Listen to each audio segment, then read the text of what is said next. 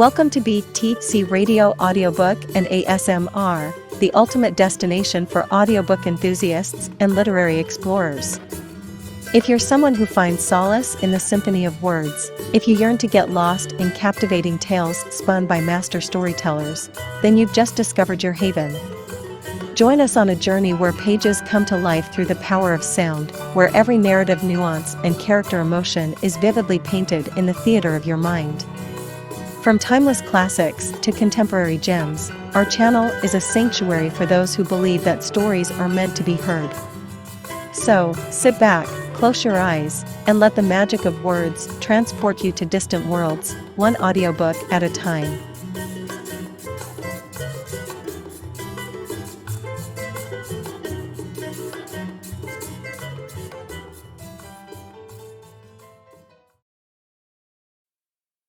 You are listening to continuation of The Secret of Chimneys by British writer Agatha Christie, first published in the UK by the Bodley Head in June 1925, and in the US by Dodd Mead and Company later in the same year.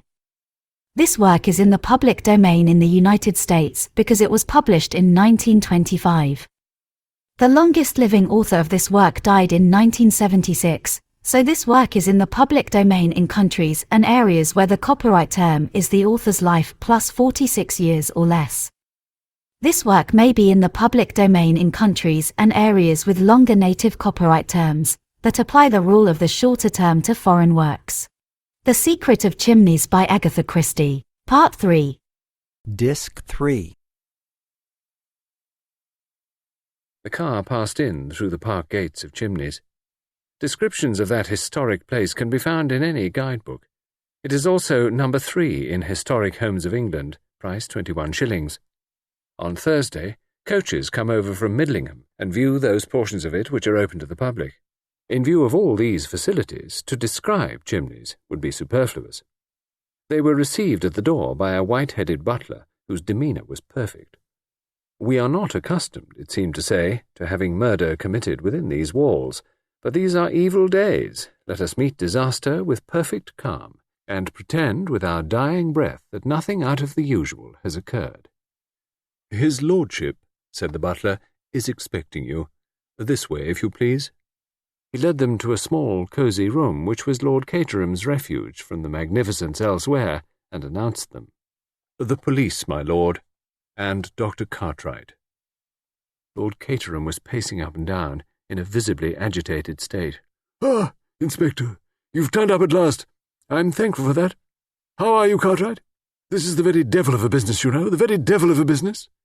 And Lord Caterham, running his hands through his hair in a frenzied fashion until it stood upright in little tufts, looked even less like a peer of the realm than usual. "Where's the body?" asked the doctor, in curt, businesslike fashion. Lord Caterham turned to him as though relieved at being asked a direct question. "In the council chamber, just where it was found. I wouldn't have it touched. I believe that was the correct thing to do." "Quite right, my lord," said the inspector approvingly. He produced a notebook and pencil. "And who discovered the body? Did you?" "Good Lord, no," said Lord Caterham. "You don't think I usually get up at this unearthly hour in the morning, do you? No, a housemaid found it. She screamed a good deal, I believe. I didn't hear her myself. Then they came to me about it, and of course I got up and came down, and then it was, you know." "You recognized the body as that of one of your guests?" "That's right, Inspector." "By name?" This perfectly simple question seemed to upset Lord Caterham. He opened his mouth once or twice and then shut it again. Finally, he asked feebly, Do you mean, what was his name?" "Yes, my lord." "Well," said Lord Caterham, looking slowly round the room as though hoping to gain inspiration, "his name was, I should say it was, yes, decidedly so, Count Stanislaus." There was something so odd about Lord Caterham's manner that the inspector ceased using his pencil and stared at him instead. But at that moment a diversion occurred which seemed highly welcome to the embarrassed peer. The door opened and a girl came into the room. She was tall, slim, and dark, with an attractive, boyish face and a very determined manner. This was Lady Eileen Brent, commonly known as Bundle, Lord Caterham's eldest daughter. She nodded to the others and addressed her father directly. "I've got him," she announced. For a moment the inspector was on the point of starting forward, under the impression that the young lady had captured the murderer red-handed, but almost immediately he realized that her meaning was quite different. Lord Caterham uttered a sigh of relief. "Oh, that's a good job. What did he say?" "He's coming over at once. We are to use the utmost discretion." Her father made a sound of annoyance. "That's just the sort of idiotic thing George Lomax would say. However, once he comes, I shall wash my hands of the whole affair." He appeared to cheer up a little at the prospect. "And the name of the murdered man was Count Stanislaus?" queried the doctor. A lightning glance passed between father and daughter, and then the former said with some dignity, "Oh, certainly. I said so just now. I asked because you didn't seem quite sure about it before," explained Cartwright. There was a faint twinkle in his eye, and Lord Caterham looked at him reproachfully. "I'll take you to the council chamber," he said more briskly. They followed him, the inspector bringing up the rear, and darting sharp glances all around him as he went, much as though he expected to find a clue in a picture frame or behind a door. Lord Caterham took a key from his pocket and unlocked a door, flinging it open. They all passed into a big room panelled in oak, with 3 French windows giving onto the terrace. There was a long refectory table and a good many oak chests and some beautiful old chairs. On the walls were various paintings of dead and gone Caterhams and others. Near the left-hand wall, about halfway between the door and the window, a man was lying on his back, his arms flung wide. Dr. Cartwright went over and knelt down by the body. The inspector strode across to the windows and examined them in turn. The centre one was closed, but not fastened. On the steps outside were footprints leading up to the window, and a second set going away again. "Clear enough," said the inspector with a nod, "but there ought to be footprints on the inside as well. They'd show up plain on this parquet floor." "I think I can explain that," interposed Bundle. "The housemaid had polished half the floor this morning before she saw the body. You see, it was dark when she came in here. She went straight across the windows, drew the curtains, and began on the floor, and naturally didn't see the body, which is hidden from that side of the room by the table. She didn't see it until she came right on top of it." The inspector nodded. "Well," said Lord Caterham, eager to escape, "I'll leave you here, Inspector. You'll be able to find me if you want me, but Mr. George Lomax is coming over from Wyvern Abbey shortly, and he'll be able to tell you far more than I could. It's his business, really. I can't explain, but he will when he comes." Lord Caterham beat a precipitate retreat without waiting for a reply. "Too bad of Lomax," he complained, "letting me in for this. What's the matter, Treadwell?" The white-haired butler was hovering deferentially at his elbow. "I have taken the liberty, my lord, of advancing the breakfast hour, as far as you are concerned.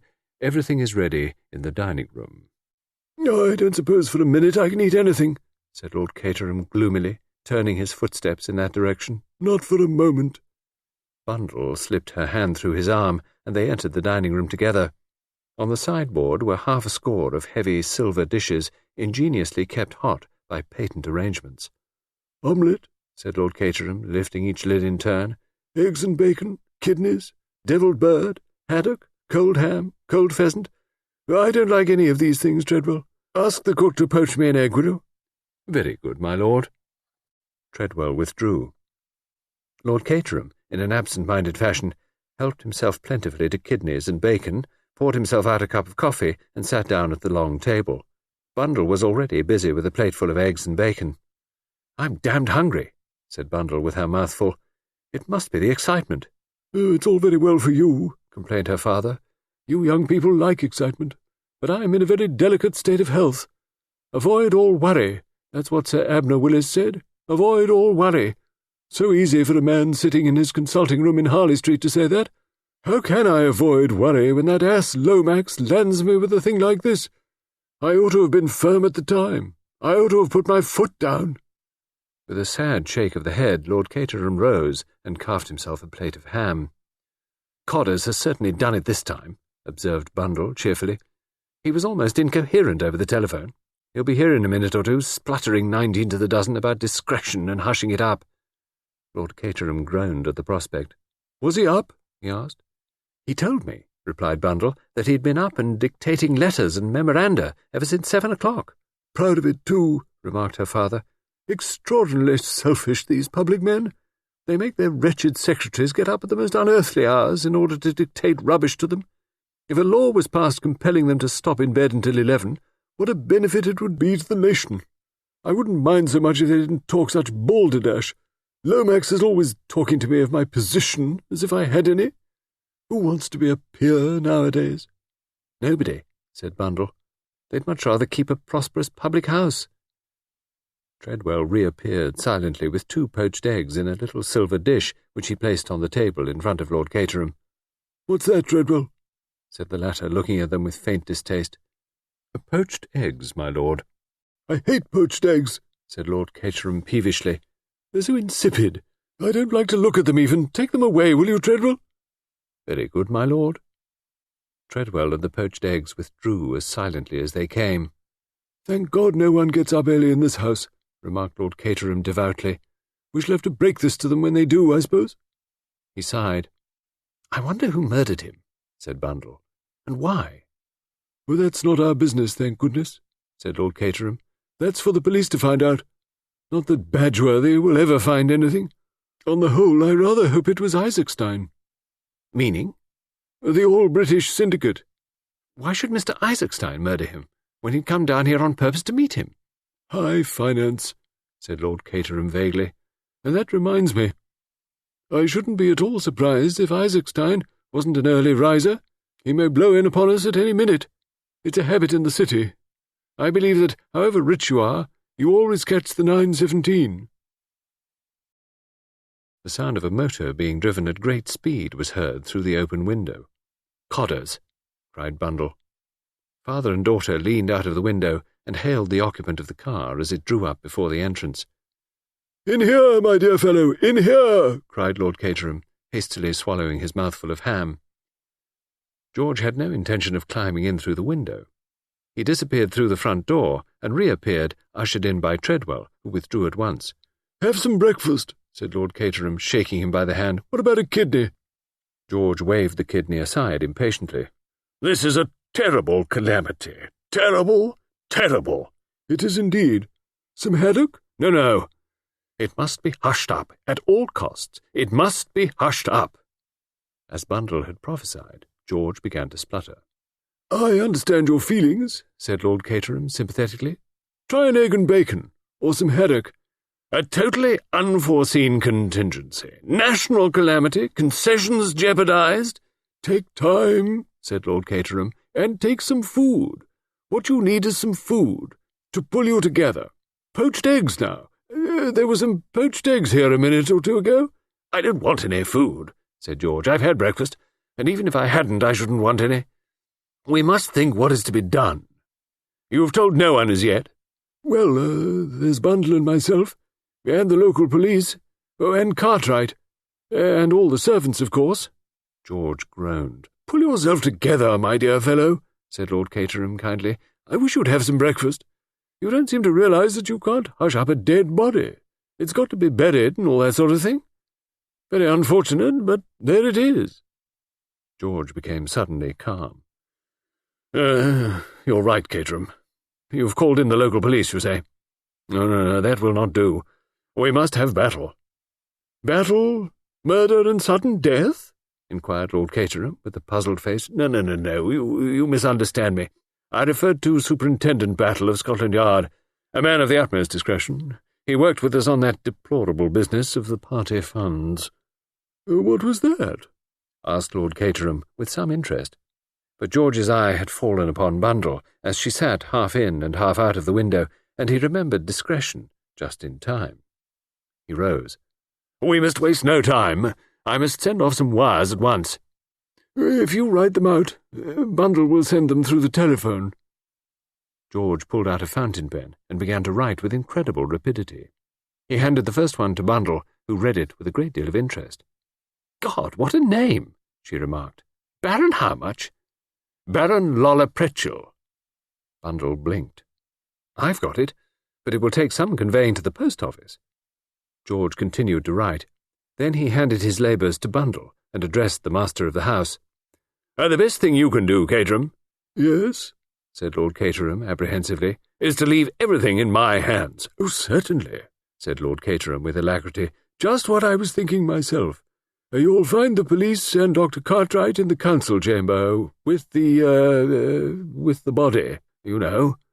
My dear Lomax, I place Chimneys unreservedly at your disposal. Do anything you like." "Thank you," said George. "If I should want to consult you—" But Lord Caterham had faded unobtrusively through the farther door.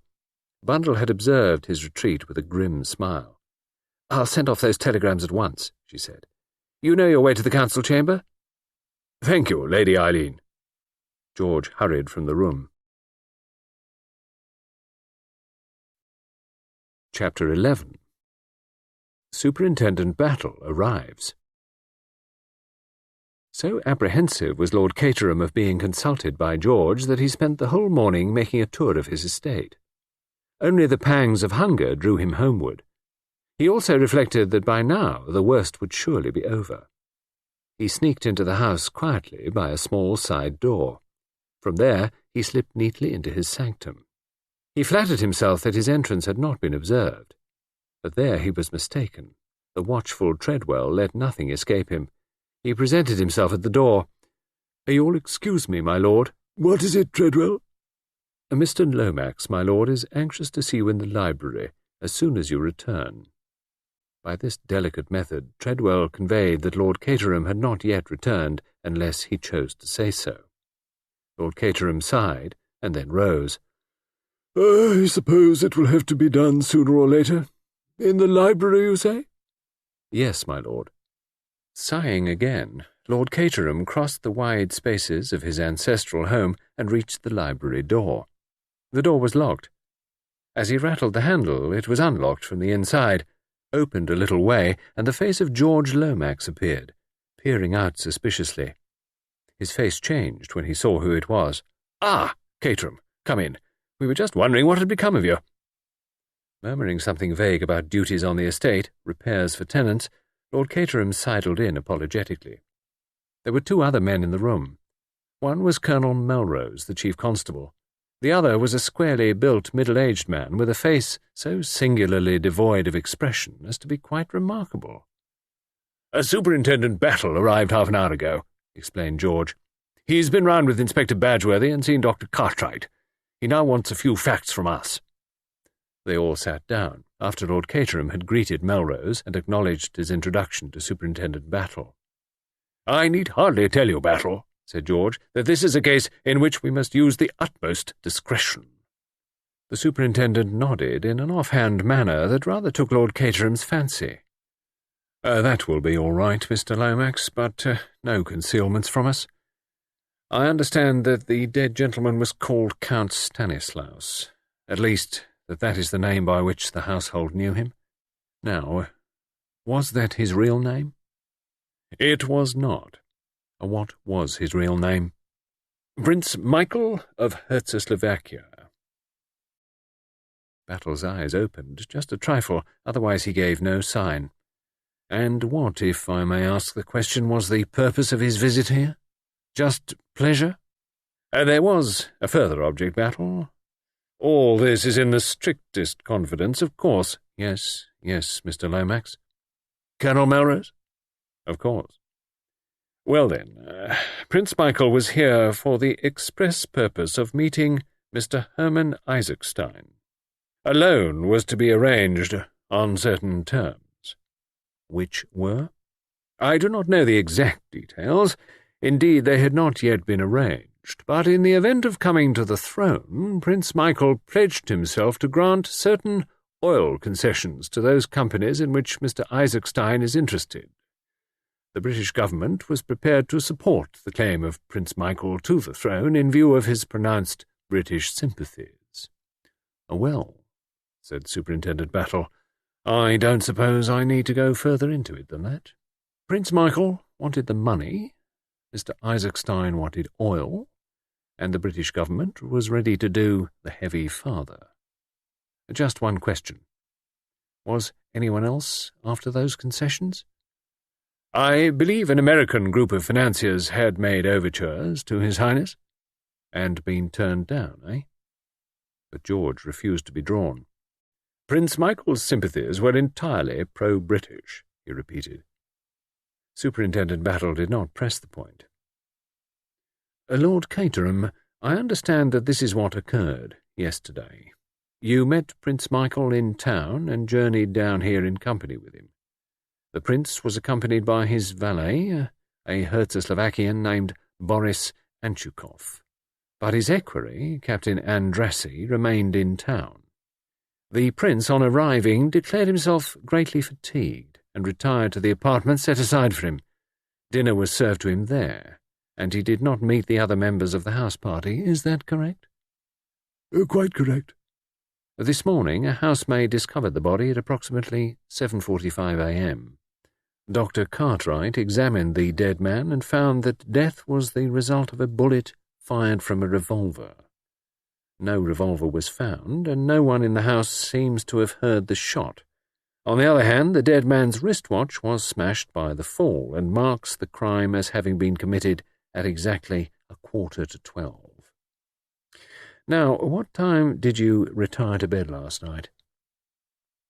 We went early.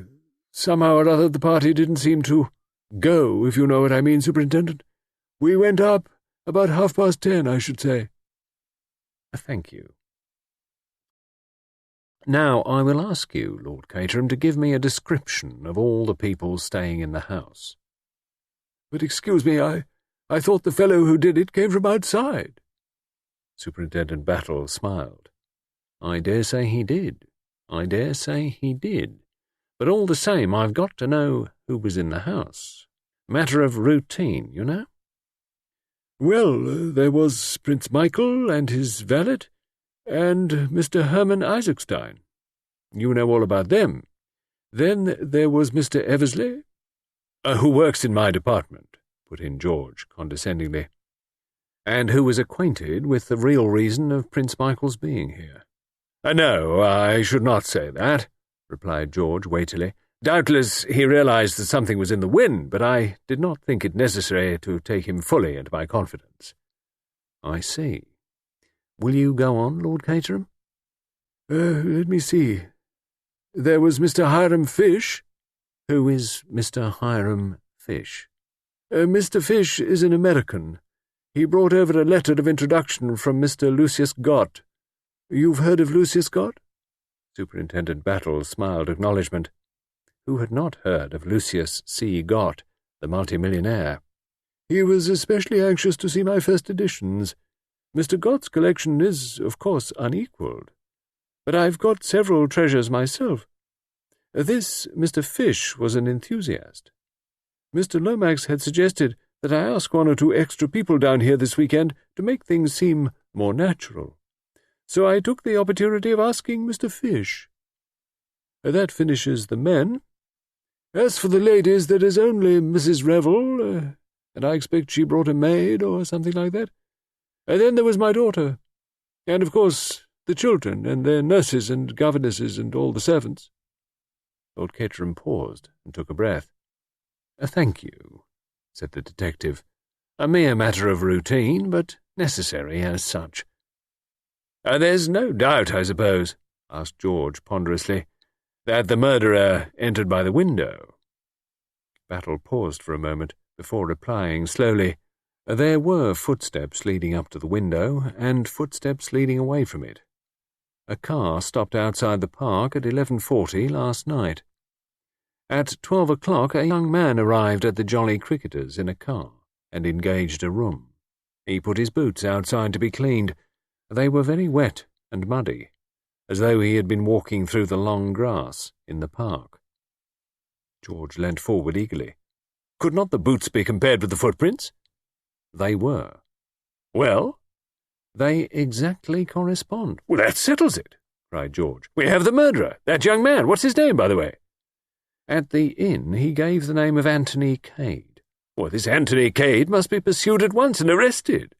You won't need to pursue him, said Superintendent Battle. Well, why?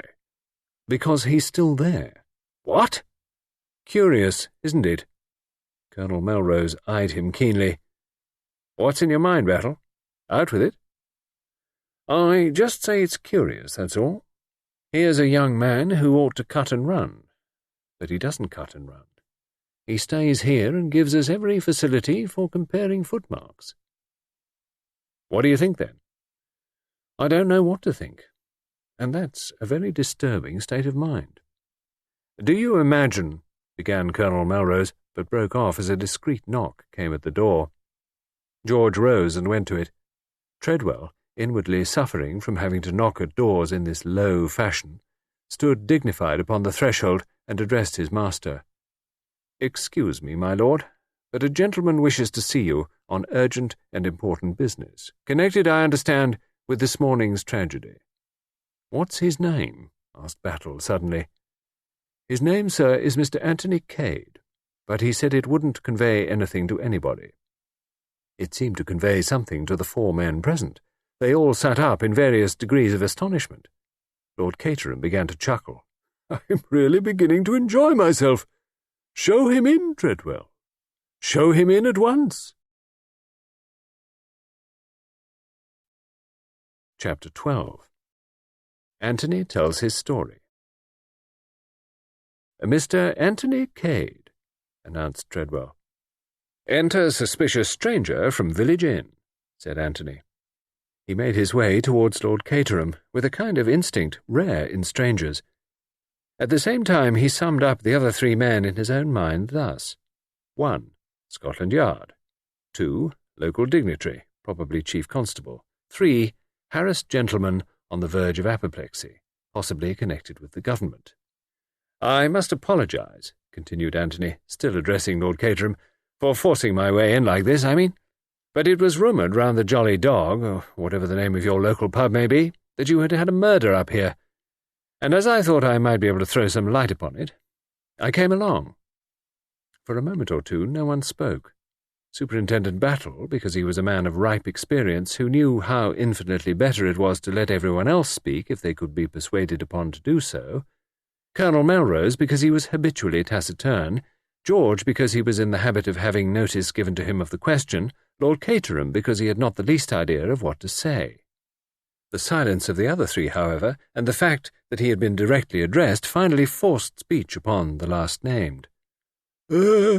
Quite so, he said nervously. "Won't you, sit down?" "Thank you," said Anthony. George cleared his throat portentously. When you say you can throw light upon this matter, you mean—" "I mean," said Anthony, "that I was trespassing upon Lord Caterham's property, for which I hope he will forgive me, last night at about 11:45, and that I actually heard the shot fired.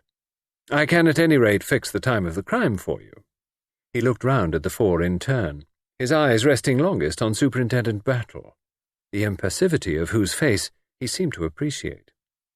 "But I hardly think that's news to you," he added gently. "A meaning by that, Mr. Cade?" "Oh, just this. I put on shoes when I got up this morning. Later, when I asked for my boots, I couldn't have them. Some nice young constable had called round for them. So I naturally put two and two together, and hurried up here to clear my character, if possible." "A very sensible move," said Battle noncommittally. Anthony's eyes twinkled a little. "I appreciate your reticence, Inspector." "It is, Inspector, isn't it?" Lord Caterham interposed. He was beginning to take a fancy to Anthony. "Superintendent Battle of Scotland Yard. This is Colonel Melrose, our chief constable, and Mr. Lomax." Anthony looked sharply at George. "Mr. George Lomax?" "Yes." "I think, Mr. Lomax," said Anthony, "that I had the pleasure of receiving a letter from you yesterday." George stared at him. "I think not," he said coldly. But he wished that Miss Oscar were here. Miss Oscar wrote all his letters for him and remembered who they went to and what they were about. A great man like George could not possibly remember all these annoying details. "I think, Mr. Cade," he hinted, "that you were about to give us some explanation of what you were doing in the grounds last night at 11:45. His tone said plainly, and whatever it may be, we are not likely to believe it. "Yes, Mr. Cade, what were you doing?" said Lord Caterham with lively interest. "Well," said Anthony regretfully, I'm afraid it's rather a long story. He drew out his cigarette case. May I? Lord Caterham nodded, and Anthony lit a cigarette and braced himself for the ordeal. He was aware, none better, of the peril in which he stood. In the short space of 24 hours, he had become embroiled in 2 separate crimes. His actions in connection with the first would not bear looking into for a second. After deliberately disposing of one body and so defeating the aims of justice, he had arrived upon the scene of the second crime at the exact moment when it was being committed. For a young man looking for trouble, he could hardly have done better. South America, thought Anthony to himself, simply isn't in it with this. He had already decided upon his course of action. He was going to tell the truth, with one trifling alteration, and one grave suppression. The story begins, said Anthony, about 3 weeks ago, in Bulawayo. Mr. Lomax, of course, knows where that is, outpost of the Empire. What do we know of England, who only England know, all that sort of thing. I was conversing with a friend of mine, a Mr. James McGrath. He brought out the name slowly, with a thoughtful eye on George. George bounded in his seat and repressed an exclamation with difficulty. The upshot of our conversation was that I came to England to carry out a little commission for Mr. McGrath, who was unable to go himself. Since the passage was booked in his name, I travelled as James McGrath. I don't know what particular kind of offence that was. The superintendent can tell me, I dare say, and run me in for so many months hard, if necessary. We'll get on with the story, if you please, sir, said Battle, but his eyes twinkled a little. On arrival in London, I went to the Blitz Hotel, still as James McGrath. My business in London was to deliver a certain manuscript to a firm of publishers, but almost immediately I received deputations from the representatives of 2 political parties of a foreign kingdom. The methods of one were strictly constitutional. The methods of the other were not. I dealt with them both accordingly. But my troubles were not over. That night my room was broken into, and an attempt at burglary was made by one of the waiters at the hotel. That was not reported to the police, I think, said Superintendent Battle. You're right, it was not. Nothing was taken, you see. But I did report the occurrence to the manager of the hotel, and he will confirm my story and tell you that the waiter in question decamped rather abruptly in the middle of the night. The next day, the publishers rang me up and suggested that one of their representatives would call upon me and receive the manuscript. I agreed to this, and the arrangement was duly carried out on the following morning. Since I've heard nothing further, I presume the manuscript reached them safely. Yesterday, still as James McGrath, I received a letter from Mr. Lomax. Anthony paused. He was by now beginning to enjoy himself. George shifted uneasily. I remember, he murmured. Such a large correspondence. The name, of course, being different, I could not be expected to know. And I may say, George's voice rose a little, firm in assurance of moral stability, that I consider this masquerading as another man in the highest degree improper. I have no doubt whatever that you have incurred a severe legal penalty. In this letter, continued Anthony, unmoved, Mr. Lomax made various suggestions concerning the manuscript in my charge. He also extended an invitation to me from Lord Caterham to join the house-party here. "Oh, delighted to see you, my dear fellow," said the nobleman. "Better late than never, eh?" George frowned at him. Superintendent Battle bent an unmoved eye upon Anthony. "And that is your explanation of your presence here last night, sir?" he asked. "Certainly not," said Anthony warmly. "When I am asked to stay at a country house, I don't scale the wall late at night, tramp across the park and try the downstairs windows. I drive up to the front door, ring the bell, and wipe my feet on the mat. I will proceed. I replied to Mr. Lomax's letter, explaining that the manuscript had passed out of my keeping, and therefore regretfully declining Lord Caterham's kind invitation. But after I had done so, I remembered something which had up till then escaped my memory." He paused. The moment had come for skating over thin ice. "I must tell you that in my struggle with the waiter, Giuseppe, I had wrested from him a small bit of paper with some words scribbled on it. They had conveyed nothing to me at the time, but I still had them, and the mention of Chimneys recalled them to me. I got the torn scrap out and looked at it. It was as I thought. Here is the piece of paper, gentlemen. You can see for yourselves. The words on it are Chimneys, 11:45, Thursday. Battle examined the paper attentively. Of course, continued Anthony, the word Chimneys might have nothing whatever to do with this house. On the other hand, it might. And undoubtedly this Giuseppe was a thieving rascal. I made up my mind to motor down here last night, satisfy myself that all was as it should be, put up at the inn, and called upon Lord Caterham in the morning, and put him on his guard in case some mischief should be intended during the week-end. "Quite so," said Lord Caterham encouragingly. "Quite so." I was late getting here, had not allowed enough time. Consequently, I stopped the car, climbed over the wall, and ran across the park. When I arrived on the terrace, the whole house was dark and silent. I was just turning away when I heard a shot. I fancied that it came from inside the house, and I ran back, crossed the terrace, and tried the windows, but they were fastened, and there was no sound of any kind from inside the house. I waited a while, but the whole place was as still as the grave. So I made up my mind that I had made a mistake, and that what I had heard was a stray poacher. Quite natural conclusion to come to under the circumstances, I think. Quite natural, said Superintendent Battle expressionlessly. I went on to the inn, put up as I said, and heard the news this morning. I realized, of course, that I was a suspicious character, bound to be under the circumstances, and came up here to tell my story, hoping it wasn't going to be handcuffs for one. There was a pause. Colonel Melrose looked sideways at Superintendent Battle. "I think the story seems clear enough," he remarked. "Yes," said Battle. "I don't think we'll be handing out any handcuffs this morning. Any questions, Battle? There's one thing I'd like to know. What was this manuscript?" He looked across at George, and the latter replied with a trace of unwillingness. "The memoirs of the late Count Stilptich.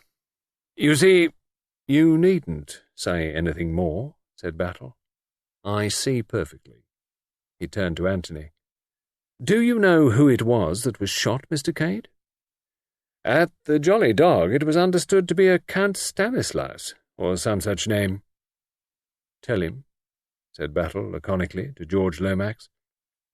George was clearly reluctant, but he was forced to speak. "The gentleman who was staying here incognito as Count Stanislaus was His Highness Prince Michael of Herzegovina." Anthony whistled. "Well, that must be deuced awkward," he remarked.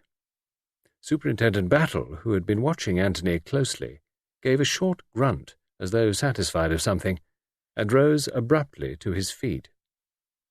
"There are one or two questions I'd like to ask Mr. Cade," he announced.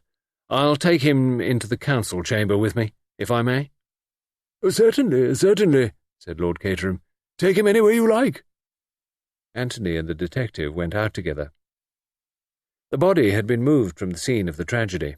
There was a dark stain on the floor where it had lain, but otherwise there was nothing to suggest that a tragedy had ever occurred. The sun poured in through the 3 windows, flooding the room with light, and bringing out the mellow tone of the old panelling. Anthony looked around him with approval. "Very nice," he commented. "Nothing much to beat old England, is there? Did it seem to you at first that it was in this room that the shot was fired?" asked the superintendent, not replying to Anthony's eulogium. "Let me see." Anthony opened the window and went out onto the terrace, looking up at the house. "Yes, that's the room all right," he said. "It's built out and occupies all the corner. If the shot had been fired anywhere else, it would have sounded from the left, but this was from behind me, or to the right, if anything. That's why I thought of poachers. It's at the extremity of the wing, you see." He stepped back across the threshold and asked suddenly, as though the idea had just struck him, "But why do you ask? You know he was shot here, don't you?" "Ah," said the superintendent, "we never know as much as we'd like to know. But, yes, he was shot here, all right." Now, you said something about trying the windows, didn't you? Yes, they were fastened from the inside. How many of them did you try? All 3 of them. Sure of that, sir? I'm in the habit of being sure. Why do you ask? That's a funny thing, said the superintendent. What's a funny thing? When the crime was discovered this morning, the middle one was open, not latched, that is to say. Phew, said Anthony, sinking down on the window seat and taking out his cigarette case. That's rather a blow. That opens up quite a different aspect of the case. It leaves us 2 alternatives. Either he was killed by someone in the house, and that someone unlatched the window after I had gone to make it look like an outside job, incidentally with me as Little Willie. Or else, not to mince matters, I'm lying. I dare say you incline to the second possibility, but upon my honour, you're wrong. Nobody's going to leave this house until I'm through with them, I can tell you that, said Superintendent Battle grimly. Anthony looked at him keenly. How long have you had the idea that it might be an inside job? He asked. Battle smiled. I've had a notion that way all along. Your trail was a bit too, flaring, if I may put it that way. As soon as your boots fitted the footmarks, I began to have my doubts. I congratulate Scotland Yard, said Anthony lightly. But at that moment, the moment when Battle apparently admitted Anthony's complete absence of complicity in the crime, Anthony felt more than ever the need of being upon his guard. Superintendent Battle was a very astute officer. It would not do to make any slip with Superintendent Battle about. And that's where it happened, I suppose, said Anthony, nodding towards the dark patch upon the floor. Yes. What was he shot with? A revolver? Yes, but we shan't know what make until they get the bullet out at the autopsy. It wasn't found then? No, it wasn't found. No clues of any kind? Well, we've got this. Rather after the manner of a conjurer, Superintendent Battle produced a half-sheet of notepaper. And as he did so, he again watched Anthony closely without seeming to do so. But Anthony recognized the design upon it without any sign of consternation. Aha! Comrades of the Red Hand again. If they're going to scatter this sort of thing about, they ought to have it lithographed. It must be a frightful nuisance doing every one separately. Where was this found? Underneath the body.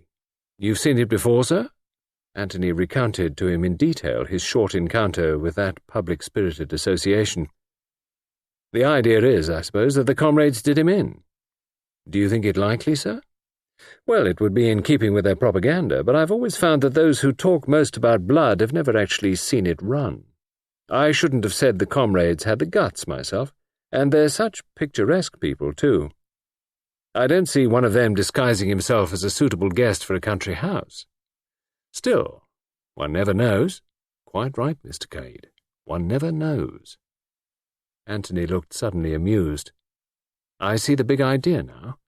Open window, trail of footprints, suspicious stranger at the village inn, but I can assure you, my dear Superintendent, that whatever I am not the local agent of the Red Hand. Superintendent Battle smiled a little. Then he played his last card. Would you have any objection to seeing the body? He shot out suddenly. Oh, none whatsoever, rejoined Anthony. Battle took a key from his pocket, and preceding Anthony down the corridor, paused at a door and unlocked it. It was one of the smaller drawing rooms. The body lay on a table covered with a sheet. Superintendent Battle waited until Anthony was beside him, and then whisked away the sheet suddenly. An eager light sprang into his eyes at the half-uttered exclamation and the start of surprise which the other gave. So, you do recognize him, Mr. Cade, he said, in a voice that he strove to render devoid of triumph. I've seen him before, yes, said Anthony, recovering himself. But not as Prince Michael Abolovitch. He purported to come from Messrs. Balderson and Hodgkins, and he called himself Mr. Holmes. Chapter 13. The American Visitor. Superintendent Battle replaced the sheet with the slightly crestfallen air of a man whose best point has fallen flat. Anthony stood with his hands in his pockets, lost in thought. "So that's what old Lollipop meant when he talked about other means," he murmured at last. "I beg your pardon, Mr. Cade?" Nothing, Superintendent. Forgive my abstraction. You see, or rather my friend Jimmy McGrath, has been very neatly done out of £1,000. £1,000 is a nice sum of money," said Battle. "It isn't the £1,000 so much," said Anthony, "though I agree with you that it's a nice sum of money. It's being done that maddens me. I handed over that manuscript like a little woolly lamb. It hurts, Superintendent. Indeed, it hurts." The detective said nothing. "Well, well," said Anthony. "Regrets are vain, and all may not yet be lost. I've only got to get hold of dear old Stilptitch's reminiscences between now and next Wednesday, and all will be gas and gaiters. Would you mind coming back to the council chamber, Mr. Cade? There's one little thing I want to point out to you." Back in the council chamber, the detective strode over at once to the middle window. "I've been thinking, Mr. Cade. This particular window is very stiff. Very stiff indeed. You might have been mistaken in thinking that it was fastened. It might just have stuck. I'm sure, yes, I'm almost sure that you were mistaken." Anthony eyed him keenly. "And supposing I say that I'm quite sure I was not? Don't you think you could have been?" said Battle, looking at him very steadily. "Well, to oblige you, Superintendent, yes." Battle smiled in a satisfied fashion. "You're quick on the uptake, sir. And you'll have no objection to saying so, careless-like, at a suitable moment?" "None whatever. He paused, as Battle gripped his arm. The superintendent was bent forward, listening. Enjoining silence on Anthony with a gesture, he tiptoed noiselessly to the door and flung it suddenly open. On the threshold stood a tall man with black hair neatly parted in the middle, china-blue eyes, with a particularly innocent expression on a large, placid face. "Your pardon, gentlemen," he said, in a slow, drawling voice with a pronounced transatlantic accent, "but is it permitted to inspect the scene of the crime? I take it that you are both gentlemen from Scotland Yard." "I have not that honour," said Anthony, "but this gentleman is Superintendent Battle of Scotland Yard." "Is that so?" said the American gentleman, with a great appearance of interest. "Pleased to meet you, sir. My name is Hiram P. Fish, of New York City." "What was it you wanted to see, Mr. Fish?" asked the detective. The American walked gently into the room and looked with much interest at the dark patch on the floor. "I am interested in crime, Mr. Battle. It is one of my hobbies. I have contributed a monograph to one of our weekly periodicals on the subject, Degeneracy and the Criminal." As he spoke, his eyes went gently round the room, seeming to note everything in it. They rested just a shade longer on the window. "The body," said Superintendent Battle, stating a self-evident fact, "has been removed." "Surely," said Mr. Fish. His eyes went on to the panelled walls. "Some remarkable pictures in this room, gentlemen. A Holbein, 2 Van Dycks, and, if I am not mistaken, a Velasquez. I am interested in pictures, and likewise in first editions. It was to see his first editions that Lord Caterham was so kind as to invite me down here." He sighed gently. "I guess that's all off now. It would show a proper feeling, I suppose, for the guests to return to town immediately." "I'm afraid that can't be done, sir," said Superintendent Battle. "Nobody must leave this house until after the inquest." "Oh, is that so? And when is the inquest?" "Maybe tomorrow, maybe not till Monday. We've got to arrange for the autopsy and see the coroner." "I get you," said Mr. Fish. "Under the circumstances, though, it would be a melancholy party." Battle led the way to the door. "We'd best get out of here," he said. "We're keeping it locked still." He waited for the other two to pass through, and then turned the key and removed it. "I opine," said Mr. Fish, "that you are seeking for fingerprints." "Maybe," said the superintendent laconically. "I should say, too, that on a night such as last night, an intruder would have left footprints on the hardwood floor," None inside, plenty outside. Mine, explained Anthony cheerfully. The innocent eyes of Mr. Fish swept over him. Young man, he said, you surprise me. They turned a corner and came out into the big, wide hall, panelled like the council chamber, in old oak and with a wide gallery above it. Two other figures came into sight at the far end. "Aha," said Mr. Fish, "our genial host." This was such a ludicrous description of Lord Caterham that Anthony had to turn his head away to conceal a smile.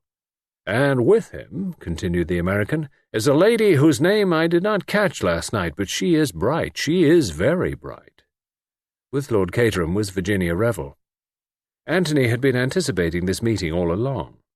He had no idea how to act. He must leave it to Virginia. Although he had full confidence in her presence of mind, he had not the slightest idea what line she would take. He was not long left in doubt. "Why, it's Mr. Cade," said Virginia. She held out both hands to him. "So you found you could come down after all." "Oh, my dear Mrs. Revel, I had no idea Mr. Cade was a friend of yours," said Lord Caterham. "He's a very old friend," said Virginia, smiling at Anthony, with a mischievous glint in her eye. "I ran across him in London unexpectedly yesterday, and told him I was coming down here." Anthony was quick to give her her pointer. "I explained to Mrs. Revel," he said, "that I had been forced to refuse your kind invitation, since it had really been extended to quite a different man, and I couldn't very well foist a perfect stranger on you under false pretences." "Well, well, my dear fellow," said Lord Caterham, "that's all over and done with now. I'll send down to the Cricketers for your bag." "It's very kind of you, Lord Caterham, but—" "Nonsense, of course you must come to Chimneys. Horrible place, the Cricketers. To stay in, I mean." "Of course you must come, Mr. Cade," said Virginia softly. Anthony realized the altered tone of his surroundings. Already Virginia had done much for him. He was no longer an ambiguous stranger. Her position was so assured and unassailable that anyone for whom she vouched was accepted as a matter of course. He thought of the pistol in the tree at Burnham Beeches, and smiled inwardly. "I'll send for your traps," said Lord Caterham to Anthony. "I suppose in the circumstances we can't have any shooting. A pity, but there it is. And I don't know what the devil to do with Isaacstein. It's all very unfortunate." The depressed peer sighed heavily. "That's settled then," said Virginia. "You can begin to be useful right away, Mr. Cade, and take me out on the lake. It's very peaceful there, and far from crime and all that sort of thing. Isn't it awful for poor Lord Caterham, having a murder done in his house? But it's George's fault, really. This is George's party, you know." "Ah," said Lord Caterham, "but I should never have listened to him." He assumed the air of a strong man betrayed by a single weakness. "One can't help listening to George," said Virginia. "He always holds you, so that you can't get away. I'm thinking of patenting a detachable lapel." "I wish you would," chuckled her host. "I'm glad you're coming to us, Cade. I need support." "I appreciate your kindness very much, Lord Caterham," said Anthony, "especially," he added, "when I'm such a suspicious character. But my staying here makes it easier for battle." "In what way, sir?" asked the superintendent. "It won't be so difficult to keep an eye on me," explained Anthony gently. And by the momentary flicker of the superintendent's eyelids, he knew his shot had gone home. Chapter 14. Mainly political and financial. Except for that involuntary twitch of the eyelids, Superintendent Battle's impassivity was unimpaired. If he had been surprised at Virginia's recognition of Anthony, he did not show it. He and Lord Caterham stood together and watched those two go out through the garden door. Mr. Fish also watched them. "Nice young fellow, that," said Lord Caterham. "Very nice for Mrs. Revel to meet an old friend," murmured the American. "They have been acquainted some time, presumably?" "Seems so," said Lord Caterham, "but I've never heard her mention him before. Oh, by the way, Battle, Mr. Lomax has been asking for you. He's in the blue morning room." "Very good, Lord Caterham. I'll go there at once." Battle found his way to the blue morning room without difficulty. He was already familiar with the geography of the house. "Ah, there you are, Battle," said Lomax. He was striding impatiently up and down the carpet. There was one other person in the room, a big man sitting in a chair by the fireplace. He was dressed in very correct English shooting clothes, which nevertheless sat strangely upon him. He had a fat face and black eyes, as impenetrable as those of a cobra. There was a generous curve to the big nose and power in the square lines of the vast jaw. "Come in, Battle," said Lomax irritably, "and shut the door behind you. This is Mr. Herman Isaacstein." Battle inclined his head respectfully. He knew all about Mr. Herman Isaacstein, and though the great financier sat there silent whilst Lomax strode up and down and talked, he knew who was the real power in the room. "We can speak more freely now," said Lomax. "Before Lord Caterham and Colonel Melrose, I was anxious not to say too much, you understand, Battle. These things mustn't get about." "Ah," said Battle, "but they always do, more's the pity." Just for a second he saw a trace of a smile on Isaacstein's face. It disappeared as suddenly as it had come. "Now, what do you really think of this young fellow, this Anthony Cade?" continued George. "Do you still assume him to be innocent?" Battle shrugged his shoulders very slightly. "He tells a straight story. Part of it we shall be able to verify. On the face of it, it accounts for his presence here last night. I shall cable to South Africa, of course, for information about his antecedents." "And then you regard him as cleared of all complicity?" Battle raised a large, square hand. "Not so fast, sir. I never said that." "What is your idea about the crime, Superintendent Battle?" asked Isaacstein, speaking for the first time. His voice was deep and rich, and had a certain compelling quality about it. It had stood him in good stead at board meetings in his younger days. "It's rather too soon to have ideas, Mr. Isaacstein. I've not got beyond asking myself the first question." "What is that?" "Oh, it's always the same. Motive. Who benefits by the death of Prince Michael? We've got to answer that before we can get anywhere." "Or the Revolutionary Party of Hercule," began George. Superintendent Battle waved him aside with something less than his usual respect. "It wasn't the comrades of the Red Hand, sir, if you're thinking of them, but the paper with the scarlet hand on it, put there to suggest the obvious solution." George's dignity was a little ruffled. "Really, Battle, I don't see how you can be so sure of that." "Bless you, Mr. Lomax, we know all about the comrades of the Red Hand. We've had our eye on them ever since Prince Michael landed in England. That sort of thing is the elementary work of the department. They'd never be allowed to get within a mile of him."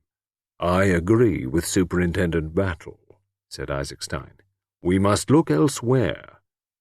"You see, sir," said Battle, encouraged by this support, "we do know a little about the case. If we don't know who gains by his death, we do know who loses by it." "Meaning?" said Isaacstein. His black eyes were bent upon the detective. More than ever he reminded Battle of a hooded cobra. "You, and Mr. Lomax, not to mention the Loyalist party of Herzegovina. If you'll pardon the expression, sir, you're in the soup." "Really, Battle?" interposed George, shocked to the core. "Go on, Battle," said Isaacstein. "In the soup describes the situation very accurately. You're an intelligent man. You've got to have a king. You've lost your king. Like that." He snapped his large fingers. "You've got to find another in a hurry, and that's not an easy job. No, I don't want to know the details of your scheme. The bare outline is enough for me, but I take it it's a big deal." Isaacstein bent his head slowly. "It's a very big deal." That brings me to my second question. Who is the next heir to the throne of Herzegovina? Isaacstein looked across at Lomax. The latter answered the question with a certain reluctance and a good deal of hesitation. "That would be, I should say, yes. In all probability, Prince Nicholas would be the next heir." "Ah," said Battle. "And who is Prince Nicholas?" "A first cousin of Prince Michael's." "Ah," said Battle. "I should like to hear all about Prince Nicholas, especially where he is at present." "Well, nothing much is known of him," said Lomax. As a young man, he was most peculiar in his ideas, consorted with socialists and republicans, and acted in a way highly unbecoming to his position. He was sent down from Oxford, I believe, for some wild escapade. There was a rumour of his death 2 years later in the Congo, but it was only a rumour.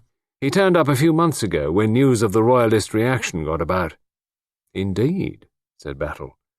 Where did he turn up? In America. America?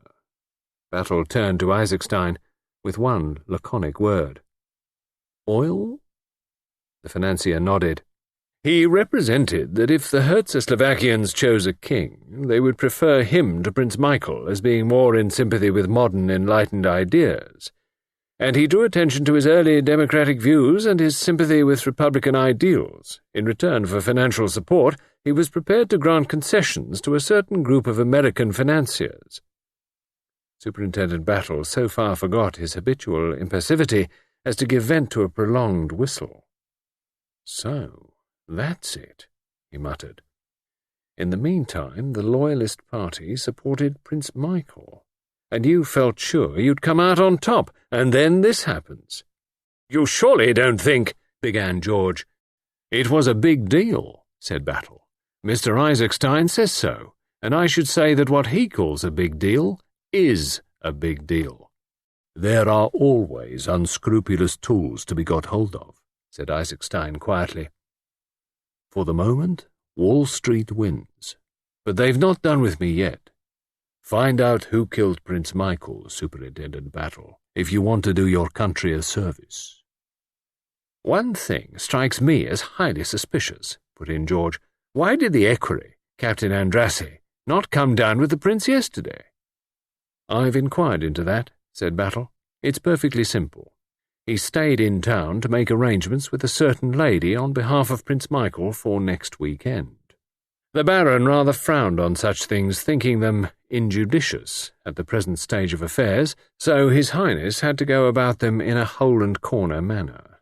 He was, if I may say so, inclined to be a rather, dissipated young man. I'm afraid so, said George ponderously. Yes, I'm afraid so. There's one other point we ought to take into account, I think, said Battle, speaking with a certain amount of hesitation. King Victor's supposed to be in England. King Victor? Lomax frowned in an effort at recollection. Notorious French crook, sir. We've had a warning from the Sûreté in Paris. Of course, said George. I remember now. Jewel thief, isn't he? Why, that's the man— He broke off abruptly. Isaacstein, who had been frowning abstractedly at the fireplace, looked up just too late to catch the warning glance telegraphed from Superintendent Battle to the other. But being a man sensitive to vibrations in the atmosphere, he was conscious of a sense of strain. You don't want me any longer, do you, Lomax? He inquired. No, thank you, my dear fellow. Would it upset your plans if I returned to London, Superintendent Battle? I'm afraid so, sir, said the superintendent civilly. You see, if you go, there will be others who'll want to go also, and that would never do. Quite so. The great financier left the room, closing the door behind him. Splendid fellow, Isaacstein, murmured George Lomax perfunctorily. Very powerful personality, agreed Superintendent Battle. George began to pace up and down again. What you say disturbs me greatly, he began. King Victor? I thought he was in prison. Came out a few months ago. French police meant to keep on his heels, but he managed to give them the slip straight away. He would, too. One of the coolest customers that ever lived. For some reason or other, they believe he's in England, and have notified us to that effect. But what should he be doing in England? Well, that's for you to say, sir, said Battle significantly. You mean, you think— You know the story, of course. Ah, yes, I can see that you do. I was not in office, of course, at the time, but I heard the whole story from the late Lord Caterham. An unparalleled catastrophe. The Kohinoor, said Battle reflectively. Hush, Battle. George glanced suspiciously round him. I beg of you, mention no names. Much better not. If you must speak of it, call it the K. The superintendent looked wooden again. You don't connect King Victor with this crime, do you, Battle? It's just a possibility, that's all. If you cast your mind back, sir, you'll remember that there were 4 places where a certain royal visitor might have concealed the jewel. Chimneys was one of them. King Victor was arrested in Paris 3 days after the disappearance, if I may call it that, of the Quai. It was always hoped that he would some day lead us to the jewel. But Chimneys has been ransacked and overhauled a dozen times. Yes, said Battle sapiently, but it's never much good looking when you don't know where to look. Only, suppose now that this King Victor came here to look for the thing, was surprised by Prince Michael, and shot him. Well, it's possible, said George. A most likely solution of the crime. Oh, I wouldn't go as far as that. It's possible, but not much more. Why is that? Because King Victor has never been known to take a life, said Battle seriously. Oh, but a man like that, a dangerous criminal. But Battle shook his head in a dissatisfied manner. Criminals always act true to type, Mr. Lomax. It's surprising. All the same, yes? I'd rather like to question the Prince's servant. I've left him purposely to the last.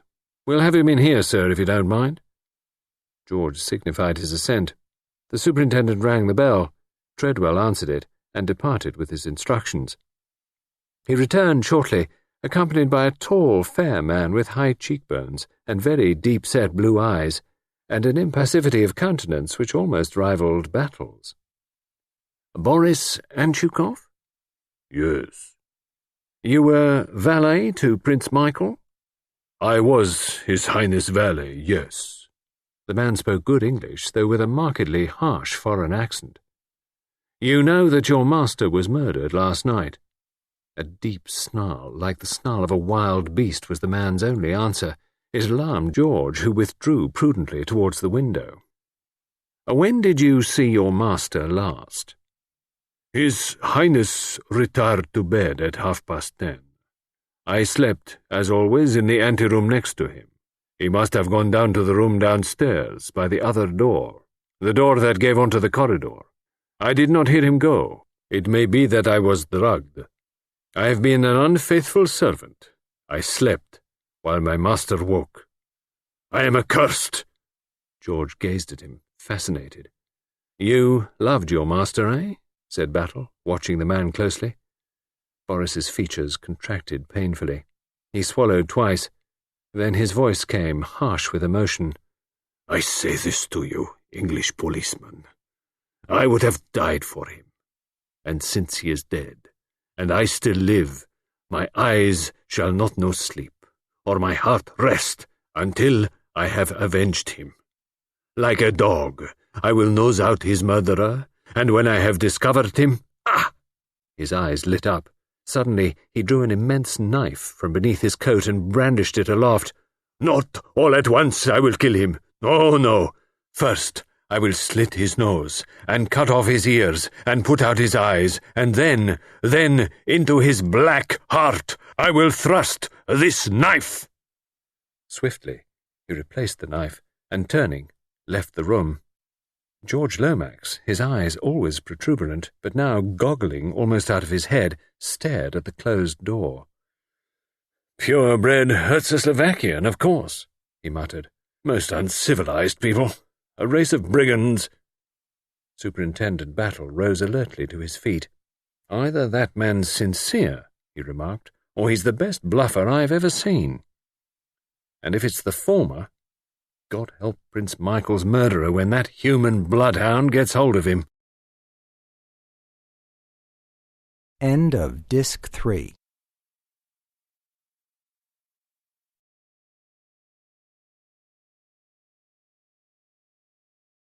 This is end of part 3. There are 7 parts of this audiobook. Please click on the link on the screen to listen to part 4 of 7.